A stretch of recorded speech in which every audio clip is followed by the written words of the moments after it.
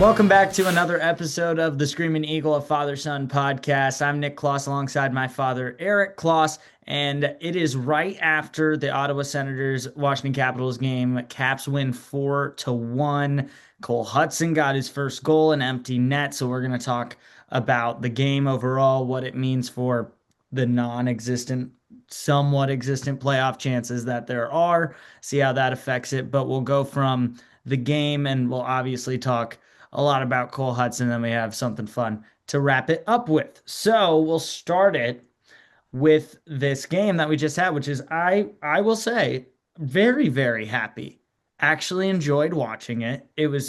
They played well, lots of great chances. Probably could have been more than 4-1 with two empty nets.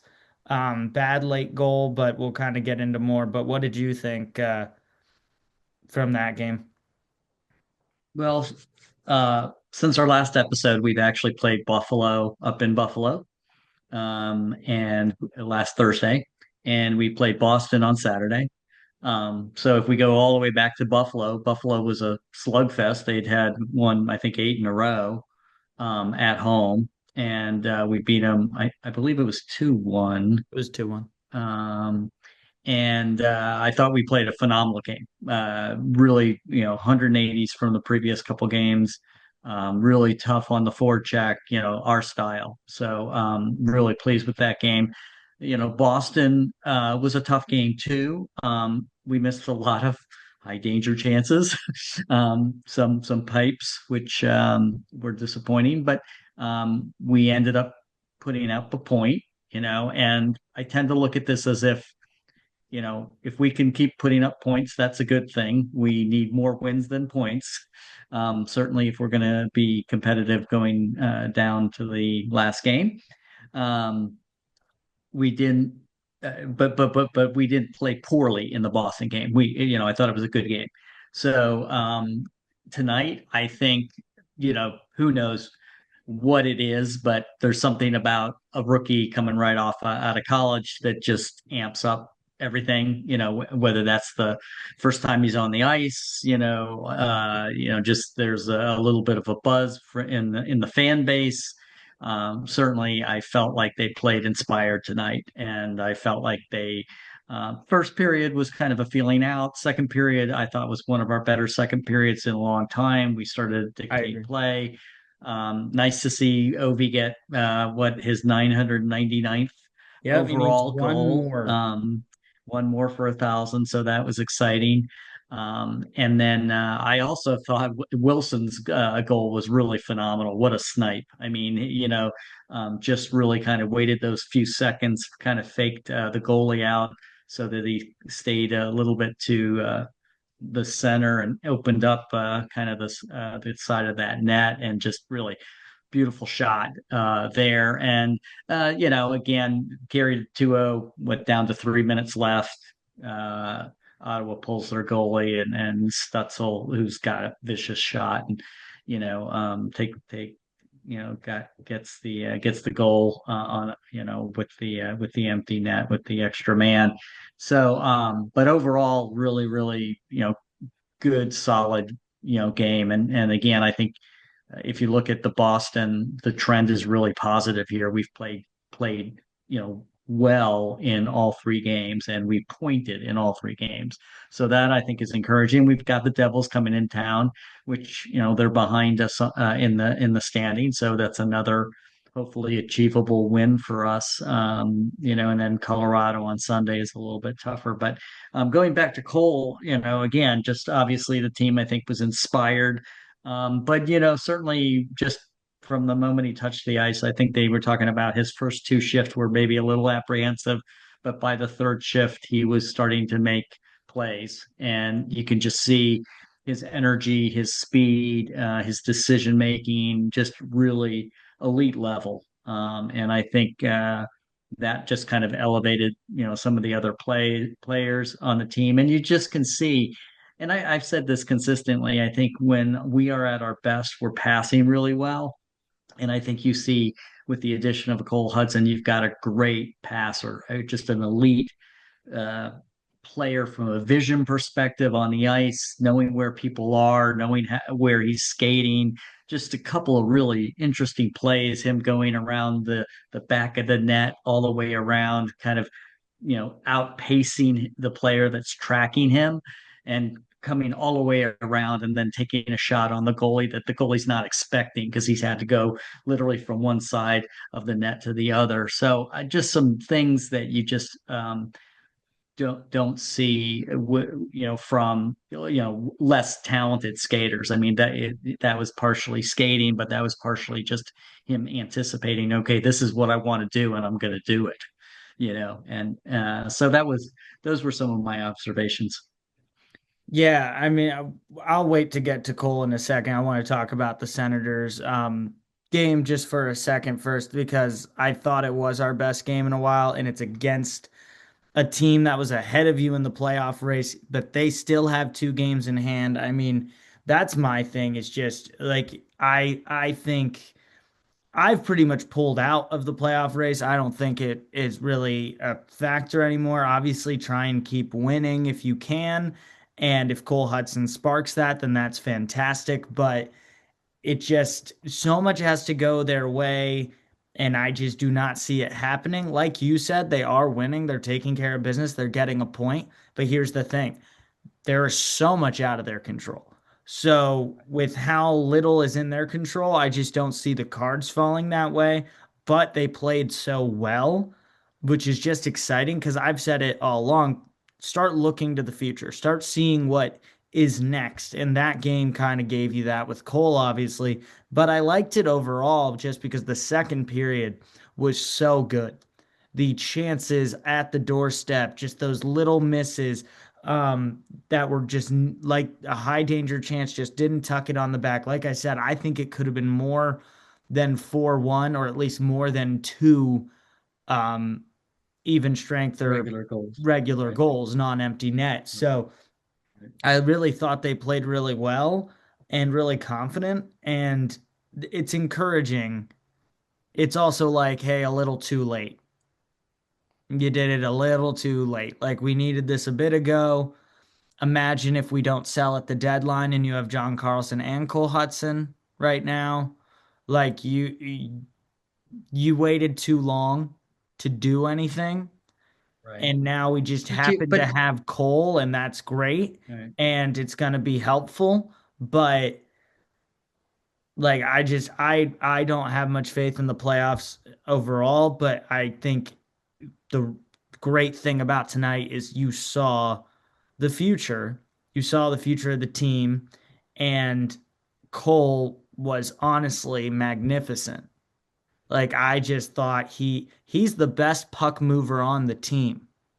Like literally, like not I'm not gonna say he's the best offensive puck moving defenseman because Chikrin probably is, but that guy is the best puck mover on that team.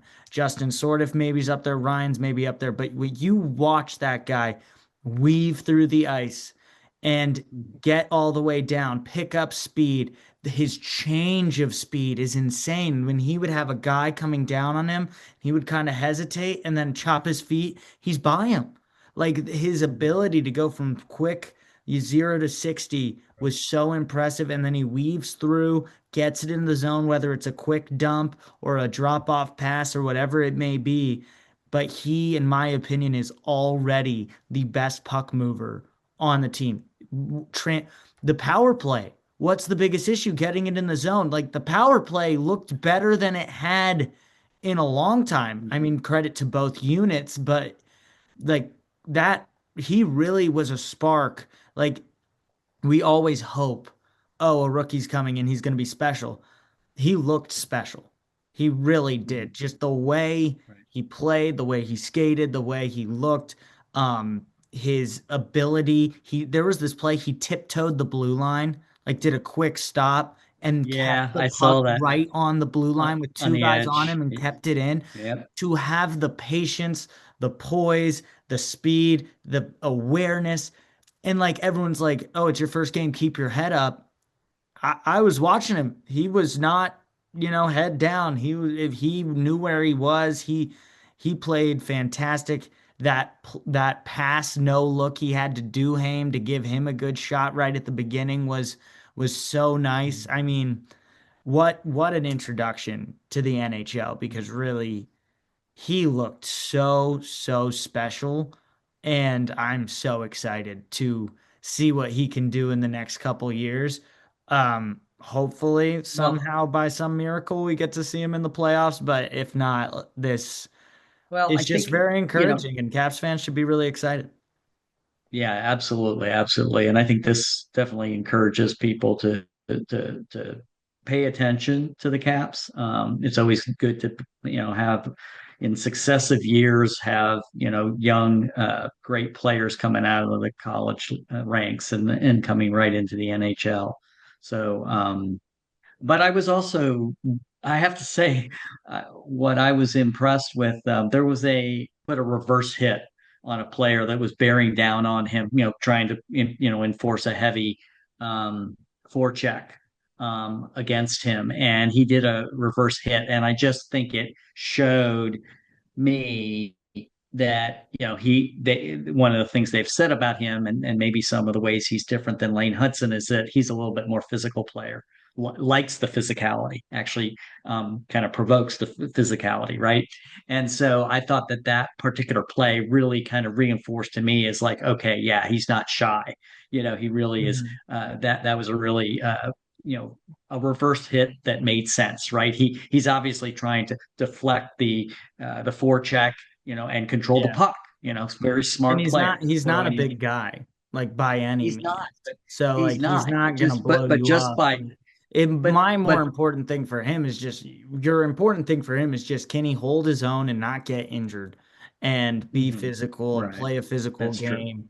And right, that's your biggest hope because he's so valuable. So, and the biggest complaint about Lane Hutson or his biggest critique is that he's all offense and no defense. And, right, Lane and Cole are extremely similar. And he even said that. And you can tell.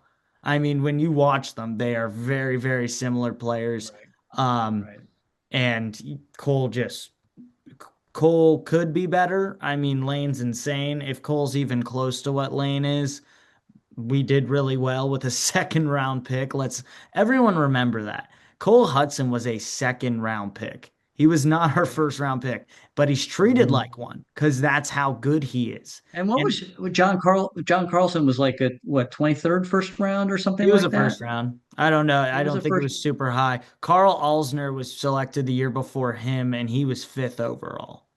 So he Okay, had a high draft, but then after that, the Caps started getting better. So a little bit, John was right? probably Okay, mid first round. He was a first rounder. right, yeah. But yeah, no, I mean, yeah, the only reason I say that with the reverse hit is that he's smart enough to think about the reverse hit, and by stopping where he was, he's not going to absorb the hit into the boards, right? And so it's that he's playing with his head, and then he's initiating the physical contact that allows him to protect the puck. So just really savvy, very smart play. And to your point, I think what you're really intrigued by is the playmaking capability, because to Mhm. a certain extent, what we you know in some ways when we lost Backstrom, we lost one of our better playmakers, right? I mean, just What we whoa, we lost our best playmaker. best playmaker. Yes, absolutely, best playmaker. But again, I think that it's great to have a playmaking defenseman, right? I mean, that's what I think is extraordinary with Cole Well, now we Hudson, have and I think two.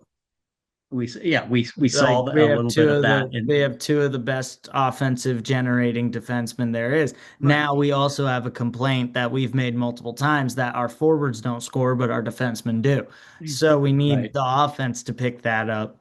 But so basically, just to recap, we are still with how we played the last three games kind of floating around there. A win over Ottawa is a big deal because Ottawa really needed that.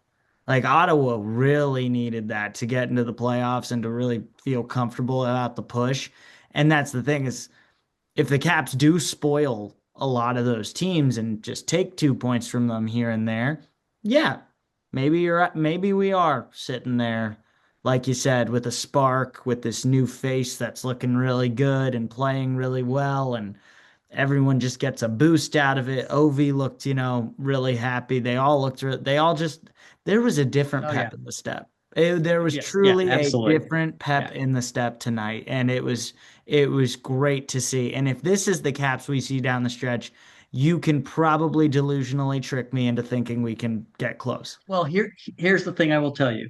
Last year was different in the sense that we were all excited about Ryan Leonard, but we were also tracking, you know, the goalie record. I mean the goals record, right? So that's what kind of made last year very dynamic. This year we have the opportunity to have this young, great defenseman come in and kind of again stimulate the team. Is this the kind of And in my opinion, Cole's doing uplift? better. In my opinion, Yes, Cole's doing better than Ryan did game one. Like right, it's right, one game, obviously, but like right. Cole came in and you just noticed him.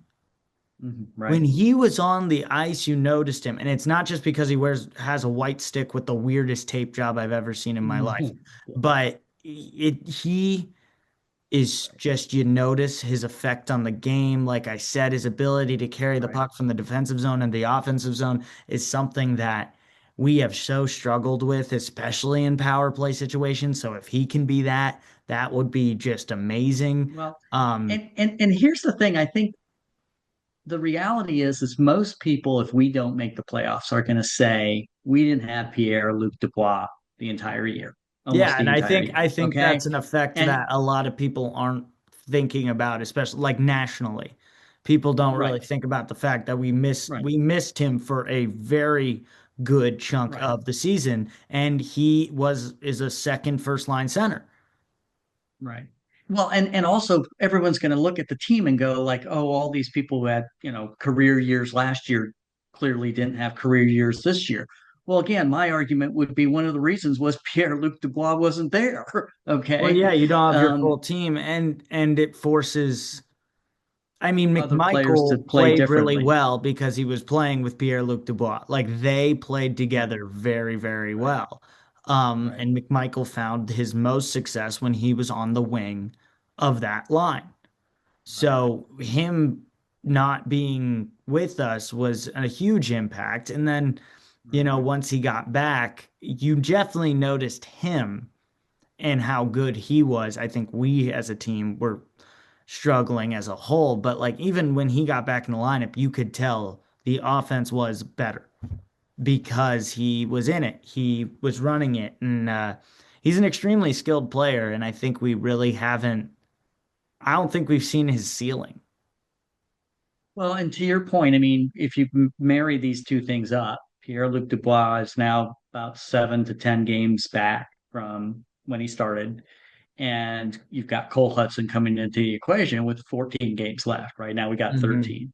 And so I think that that's part of what people are looking at is like, we've got 13 games here where, notwithstanding whatever Ovi's going to do, what does this team look like? And what do we have? Um, where are the remaining gaps? We've talked about the first Yeah. line, second line center, right? Well, Um, yeah. but where are the gaps? And then, where do some of these outlier players sit, Well, next year? it's almost an over like it's an overwhelming amount of like young talent, too many left defensemen, UFAs coming up, like things like we were talking about at this point in the season. Yeah, you're crossing your fingers to make the playoffs a little bit, but at the same time, you're looking to what's next year going to look like. How is that all going to shake out? Obviously, like you said, we have the Ovechkin decision to wait on, and that does impact what happens this year and or this summer. So we'll have to see what happens there. But one thing me and you always talk about is the amount of young talent, but the lack of spots. And like you got a guy like Miro who has been drafted a couple years ago, and for me, like I don't see a slot for him. I just don't. And then you look at Ilya Protas, he has to come up next year. So where does he fit in? Um, there's a lot. Andrew Cristal, fantastic player, has really had a lot of promise. Literally almost made the team out of camp. Where do all these guys go? Like you have a lot of decisions to make. We've talked a lot about trade options. With the prospect pool the Caps have, they would have to, I think, to make a big trade, like if they decide to trade for someone, not sign a free agent if they don't like anyone available, you have to probably look at your prospects because that's where the Caps have their riches is in their prospects because you're looking at it and you don't even know when these guys can slip into the lineup. And also, like in my opinion, like I don't think Miro is that guy to slip into that because we also need to go and get a top six winger Right. and not rely on a guy that's really never produced when he's come up. Like I like when we develop our guys and we have a lot of young players, like I said, but we also need to find proven talent. And that'll be something we have to get done in the offseason is find that top six winger that can fill that scoring gap. If Ovi's out, then we have more decisions to make, and I don't even know what that's going to look like. But yeah, we have a lot of young talent, which makes it interesting on the front office for decisions and how they want to manage it all. Hendrix Lapierre, what's up with him? He has been a day in, day out player. Obviously, I'll be scratching time to time, but they've clearly are committed to him at least through the season. Like they have some sort of connection to him. So we don't know where all that goes. And then something you always talk about is we have, I think, five left defensemen, but three right defensemen. Yeah, right. Yeah, the left is a logger jam. Essentially you've got Carlson, Hutson, Faravari, Sandin, and Chisholm. And so obviously, and all of those are under contract. And Yeah. then you've got Roy and Lil Jagrin and TVR are both UFAs. And then Roy's a you've got UFA? no, no, no. I You So said Roy Roy. is the first line. Oh, I'm sorry. TVR and Lil Jagrin Okay. are Yes. UFAs. So and then you've got McElrath, and then I think you got a couple of defensemen, Ryan Chesley and some other folks, David Gicardi at Hershey, but I'm not sure whether any of those are ready to go up to the NHL yet. So you've got that dilemma. I mean, again, you see Faravari and Sandin playing, side by side in some cases, which is can is fine. I mean, they're top quality. I think they were playing as the first line defense tonight, Faravari and Sandin, and then you had um, uh, Chikrin and Chikrin and TVR. Chikrin and TVR, and then Hutson and Roy on the thirds. So yeah, I mean, it certainly can work. They are top line defensemen. Um, but I think the logjam at left defenseman is something we're going to have to resolve. The other thing too is, and again, the other factor you've got to weigh into this is, if we don't make the playoffs, because of the way the draft works, we still can potentially get as high as a six, four, eighth round pick, eighth pick in the Overall. first round. We have two picks in the first round potentially this year. And so, what does that do? Is that trade collateral if we're going after that first or second line winger? Or is that, somebody we're looking at, hey, this is a really great draft. We're going to get a phenomenal player at, six or eight or whatever we end up qualifying for, which could make things really interesting. Again, Mhm. we're always I thinking mean, in terms of like Protus is unless ready or you're this unless guy's you're ready. drafting top five, and I'd say even top three, we're not Right. seeing that kid until year, like the year following year. Yeah, the following following year. year. Yeah. Yeah, I would because I would like you agree. could I would agree. maybe we if we pulled the first overall somehow, like it if we Right, got low enough for that and we're able to get that pick, maybe Gavin right, McKenna. But like anyone we draft, we'll still have to wait a year. But I will say, if we're gonna miss the playoffs, get a good player. I mean, we missed the playoffs and we got Ryan Leonard.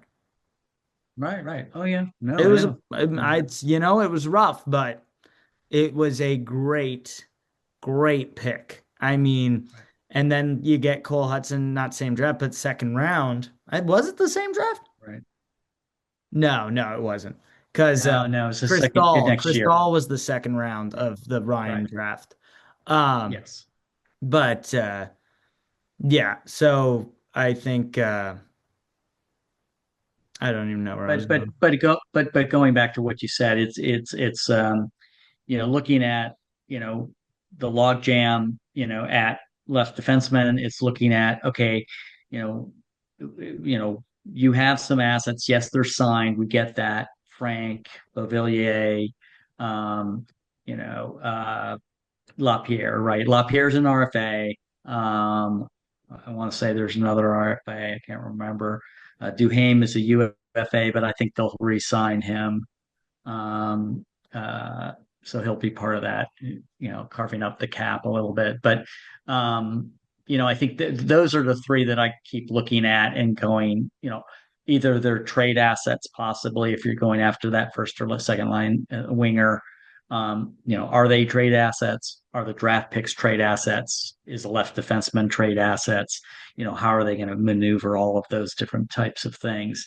At the end of the day, we've talked about this before, and I think, Cole showed us something. He's going to be a playmaker, but at the end of the day, a playmaker needs someone to pass the puck to who can put away high danger chances, Which right? And so, which it should be if you're talking about which yes, go get a winger that can do that, but also which should be Ryan Leonard. and, If Cole Hudson is that guy, Ryan Leonard is literally set the record or tied the record for rookie goals with Nick Backstrom with 14. Like he is a goal scorer. When he got in the league, he was projected to be a 30 plus goal scorer year in, year out. So what we're right, imagining is that Hudson Leonard connection is kind of what you're building around all mm-hmm, these years. That being said, Ryan did get stuffed on a breakaway where I thought he had Linus Allmark in a blender and then just yep, didn't raise the puck over. I think he tried to tuck it around the pad rather than raise it over pad the instead pad. of raise the puck. And Yeah, which obviously it's not easy thing to score a breakaway in the NHL, yeah, but I'd love to yeah. see the Caps score a breakaway in the NHL In the NHL, every right, now and then because right, Wilson had an opportunity. It wasn't really a full breakaway, but Brady Tkachuk had a fantastic back check, got a lift, and Willie still got a good shot off. But yeah, I mean we got to convert in those moments, especially down the stretch here. I think but like I said, you can't really complain too much with the Ottawa game. There were some things, but overall, I have to say, you well, have to say that's a resounding success for the Washington Capitals to get a win over a team ahead of them in the wild card race. And we got to see Cole Hudson and get really excited for what the future could hold because I'm just excited for the next game. Like it's like I said last episode, I was like Caps get fans like just for your own sanity, think about the future. Well, I'm pretty excited about the future and I'm excited to watch right, Cole Hudson for the next 13 games because right. he's the future, Ryan's the future and it's looking good. Like we have developed very Right. well. We have obviously scouted and drafted very well. And whether Ovi comes back or not, the team's in good hands. Well, the other thing I was going to say about Cole Hudson is that, again, we've talked about these career years that folks had last year. And, obviously there's a range of reasons that like a guy like Connor McMichael had maybe what's a quoted down year versus last year. We talked about Pierre-Luc Dubois being part of that. But I mean, I think that's part of the excitement that I look at because he's a quality player. He's going to be re-signed. I'm pretty sure he's a UFA, but they're talking about him getting a contract. They've been in negotiations, and he'll probably get about, three and a quarter million for the next 4 years, I would think, because Protus is at about 3.5, I think, for the next 4 years. So comparable, Who you're saying, production from them. McMichael? Yeah, Connor McMichael. Yeah, you could And see probably you could see higher, and if you see higher, it's because the cap is going up, it's going up. Yeah, right. You mentioned which that. will Yeah, affect you the had mentioned that. market. Right. And if it affects the market, so you could see McMichael making more money than 4 you million. think Yeah, he's worth right, or expecting, but the cap's right, going up so much that um, right. he can get paid that, and it's not taking as much of a chunk. Right. Right. But I think that that's where I get kind of excited because I can see, a playmaker like Cole Hutson and, again, Ryan obviously on an upward curve with his Yeah. production. And Justin too. McMichael, I mean, you look at our young players. You said it to me mhm, the other day. McMichael's in his mid 20s. Jacob yeah, Chikrin's yeah, 27. yeah. You could go down the This team is line. You very take Ovi. We were joking the other day. You take Ovi yeah, out, and immediately we become one of the youngest teams in the league. Like you just exactly. take the 40 that's messing up the average at the top, and you have a very Right, young team that could be very, very good. And so I think there's a lot to be excited about because they are so young. Logan Thompson is young. Like right. there aren't as a lot of mid to 25 to 29, 30 on this team. Mhm, And then you look at the guys who are younger than 25 and they're fantastic. So right, it's very, very exciting. So I think it was a great week overall. Boston was pissing me off a lot because they keep on getting at least a point. They just won't lose, and it's really annoying.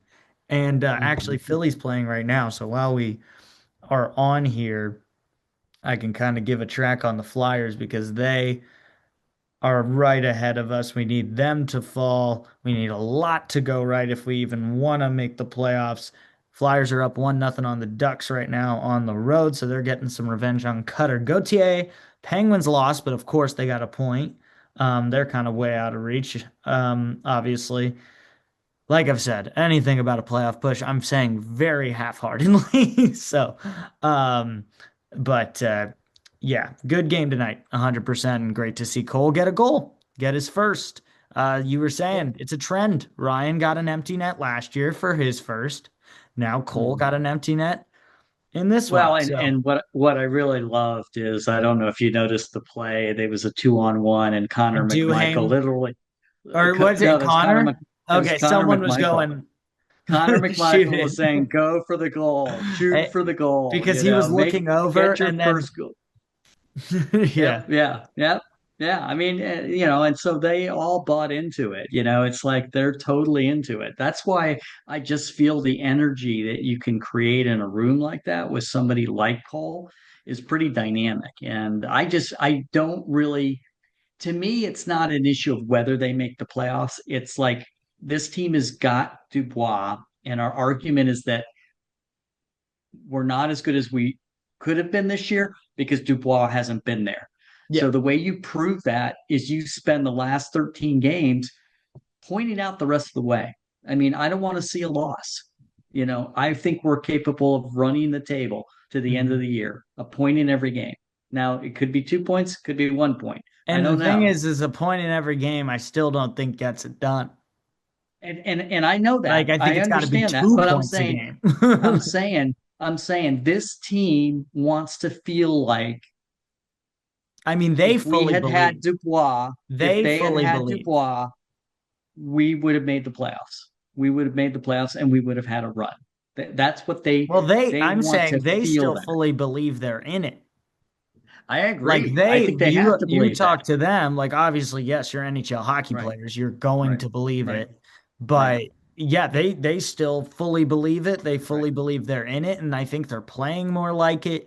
If we see this Caps team, and Cole continues to play well, and maybe that picks up everyone around him as well, like it did tonight, then yeah, we'll take it game by game. We'll see what happens, but whether or not, I think we should just be very, very excited and very happy to watch this down the stretch and see how it goes and see how it develops. And if it ends in a playoff spot somehow, then great. If not, we have a lot to be excited about for the next year. We have a lot to kind of be scared about because then we're trusting this front office to do something in the offseason to make us better, which we have all kind of lost a little bit of trust there, just because they haven't done what they said they were going to do. And with Chris Patrick saying what he did after the deadline, it sounded like those moves were looking to the summer and next year. So we hope something will happen there. So before we get out of here, we have one more thing we wanted to do. We put together a list of our personal favorite top caps of all time, top five caps of all time. And so I think the best way to do this is I think we start at five and we each do one and then we go down from there. Either that, well, first name your list and then I'll name mine and then we'll go through them. Okay. From 1 to 5 or Go 5 to 1? go 5 to 1. Let's get a reveal. Right. So I start with Holtby at number 5. Um, just I really, a great goalie. He actually won the Vezina in 2016. Had the most goalie wins, tied with Martin Brodeur, 48. um, which was a great season. Uh, and then, again, I think if there's any iconic visual that people will remember from the Caps run, besides the fountain Well, that was celebration. the Um, celebration, not the run. yes, exactly. It's going to be his save, and so and he has always been very instrumental with the community, and ultimately has come back to the Caps. Hmm. So I just feel like Holtby is going to always have that ownership of that image, of that visual, that's just so amazing in that game. Um, so he's my number 5. So number 4 is, so I came to Washington in about 88, 89. I probably became familiar most with the Caps maybe in the 94, 95 timeframe when I got married. And so, my memories of the Caps started with Bondra and with Kolzig. So Kolzig is my number 4. And that's because I remember the run to the Stanley Cup against the Sabres, I think in 98. No, we lost, got Um, swept by the Red Wings in 98. Red Wings, that's what it was. Red Wings. Sorry. No, it was And it was the wagon that was the Sergei Fedorov, Stevie right. Yzerman Yeah, yeah, yeah. gauntlet. But that was kind of, really the it was the tail end of the Bondra era, and he was still, really an incredible player. They had a really good team. Kolzig definitely, I think, carried them to a certain extent, to that Stanley Cup. But a phenomenal goalie. So I think he definitely is 4. And then Peter Bondra, I think, is just an icon for the Caps, and he continues to be around the Caps and everything else, and Pretty sure our always first very support. jerseys. I'm pretty sure our first jerseys were Peter Bondra. We also had a Yamir Yager, but we won't Yeah, at talk one about that point. one. Yeah, right. But so the Bondra would be 3. You and I probably view a little differently. Backstrom is my 2. Yeah, and it's Again, personal favorite. yeah, I liked Backy a lot. And again, I think part of it obviously is because you developed an affinity for him as well. But I think, again, definitely underrated player in the NHL during his time. I mean, but phenomenal passer, phenomenal playmaker. We talked about that. And I just, overall, really solid guy. Yeah. I don't know why it's like just Swedish players or Swedish forwards just strike me as a Nick Backstrom. That's the prototypical when I think of that.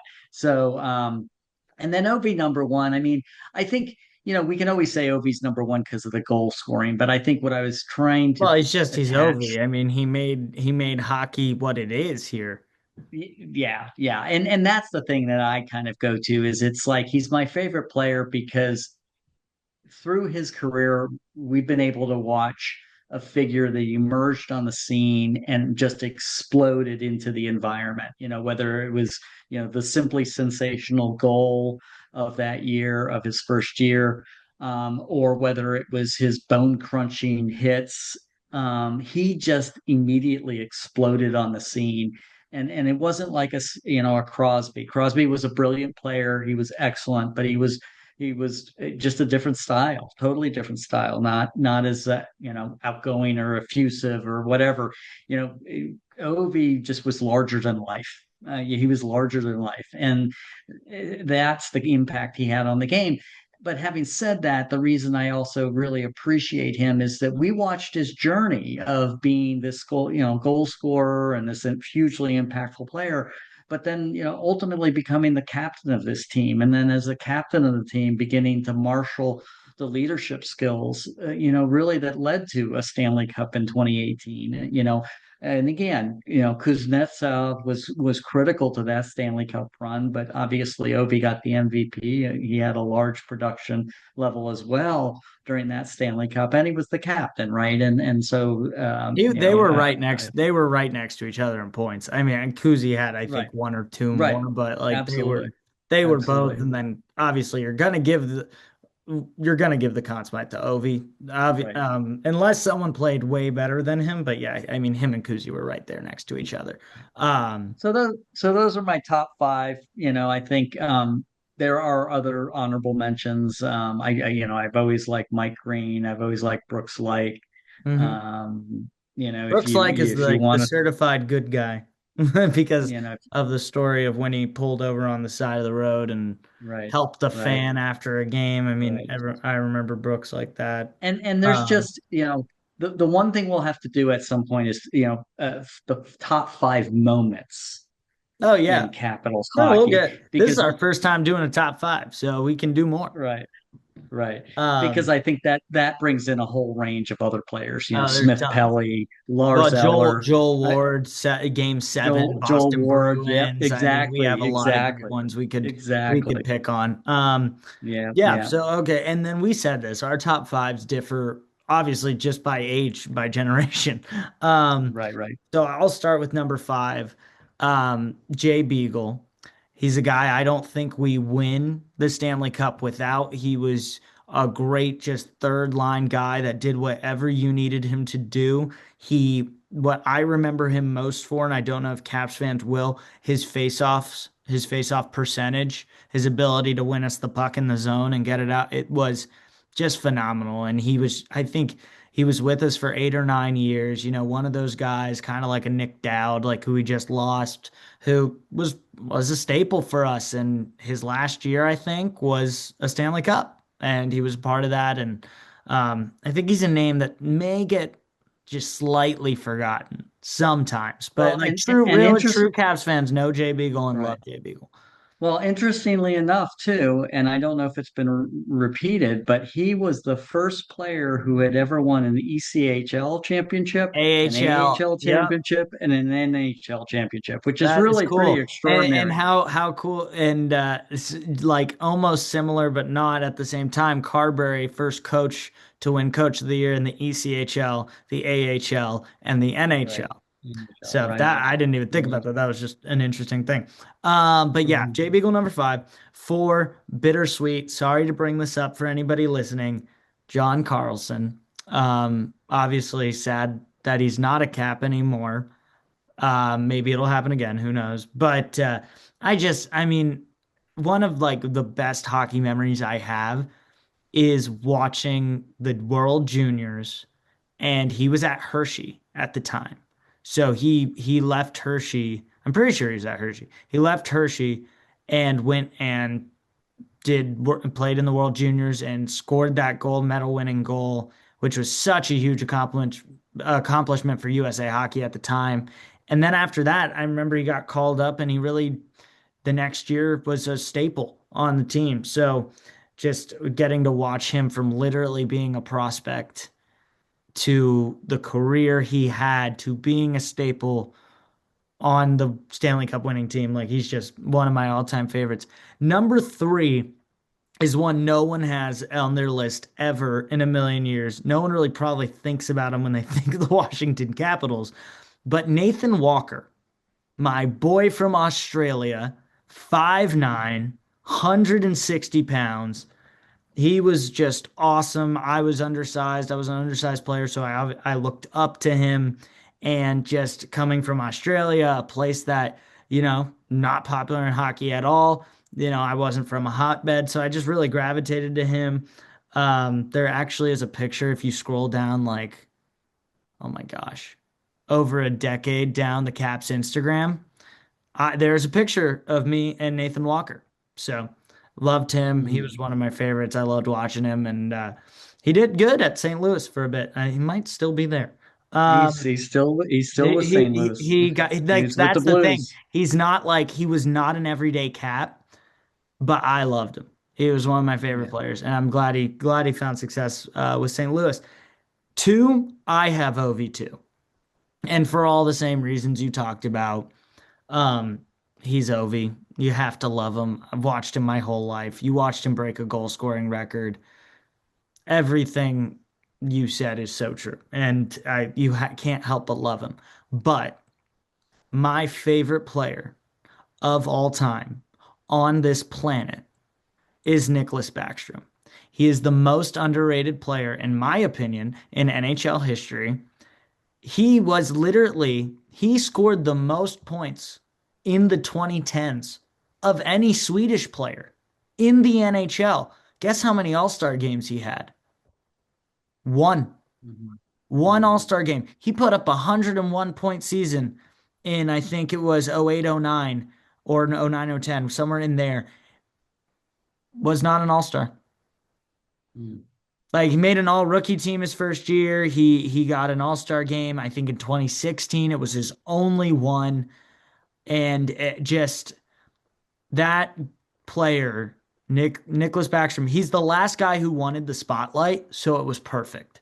Because Ovi took Mhm. the spotlight, Nicky just helped Right. him out. They were, the duo, and he's one of the greatest playmakers that has ever played the game. He was just so much fun to watch and to watch him grow. I remember the reason I love Nick Backstrom is we went to rookie camp back in his first year when I was younger. I think I was 6. And I saw a guy named Nicholas. So I said he was going to be my favorite player. And that just stuck. And it turns out he ended up being really, really good. And I'll fight tooth and nail that he is one of the most underrated, if not the most underrated player in NHL Right. history because of And what I wonder, skill he had and what yeah, impact he played on Ovechkin's career. Ovi, sure, absolutely.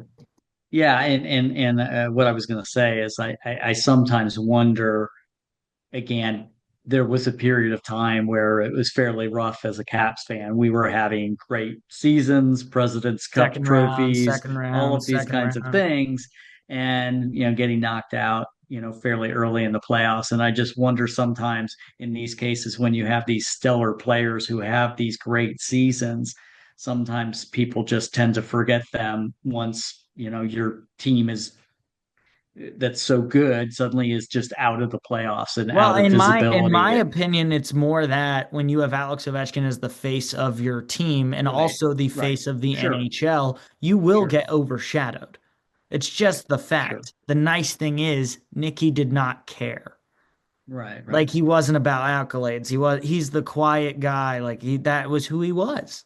And it Well, worked and so and and perfectly. and right. And the thing is, that you do have to realize at the end of the day, in some ways, the Backstrom Ovi relationship was as important as a Caps fan as really whether Backstrom got acolytes or not. Because I Yeah. mean, it just remember the commercial, right? Well, You know, I was just about to say that the one where they're just hanging out on the couch and right, they're like right, always together. exactly, exactly, No, exactly. So I it's mean, exactly what you want as a Caps fan. I mean, I think we right, all love that relationship, that friendship. I mean, I remember when the lockout year happened, 2012 lockout year. I think it was around then.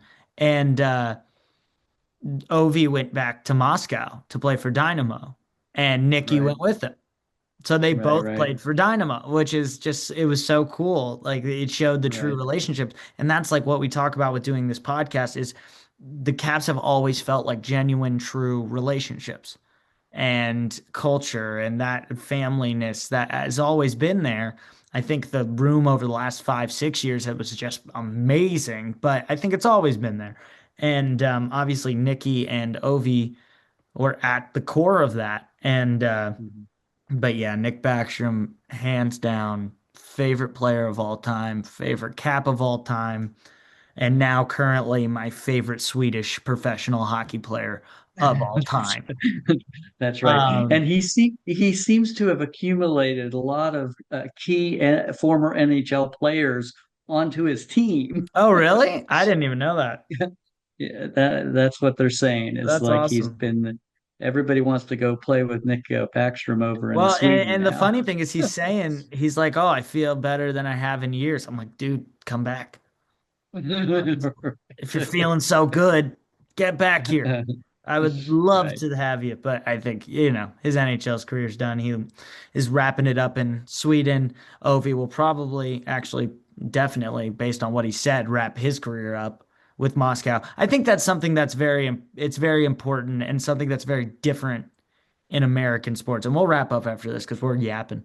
But it's different in American sports is in European sports, a lot of times you see it in soccer and hockey, you come up with a club. You come up with a Mhm. team. Like Real Madrid Right. has basketball and soccer so you come Mhm. up with your team. Dynamo Moscow has all these sports and Right. or Moscow Dynamo.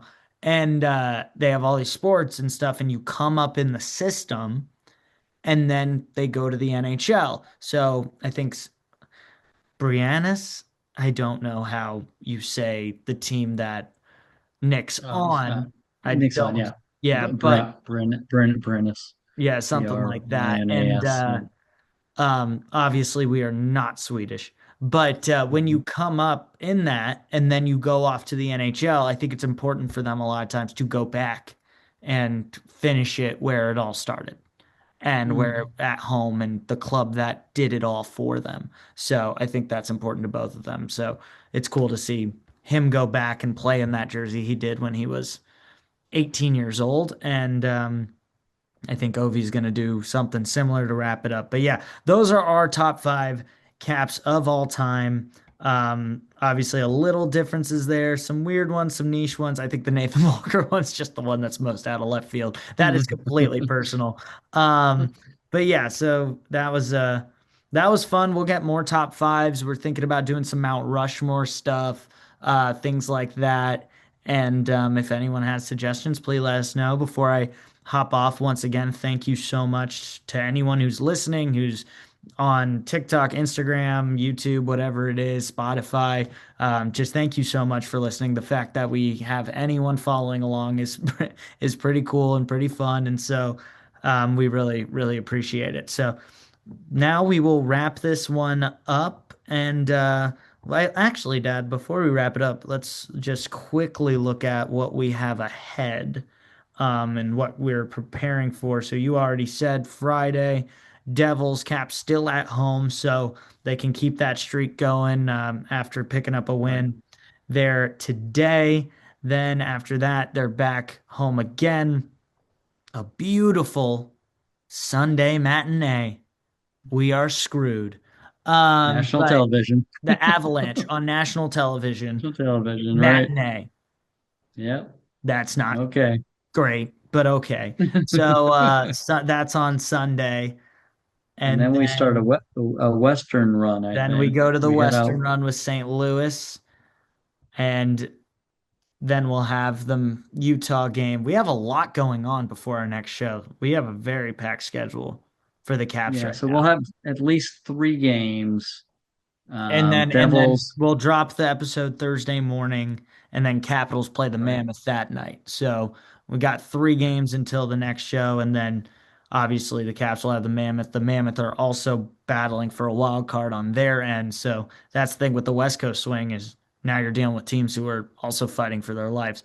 So that'll be And interesting. we may have a family member who's actually attending that Utah Mammoth game. We will have a family. Yeah, someone else of the other son of the father son podcast might be doing some reporting for us when he's at the Utah game. So that'll be something kind of fun we might add on. So yeah, so I will wrap this one up. Caps play next against the Devils, trying to pick up a win as they are still out of the wild card race right now. 69 games played, 76 points.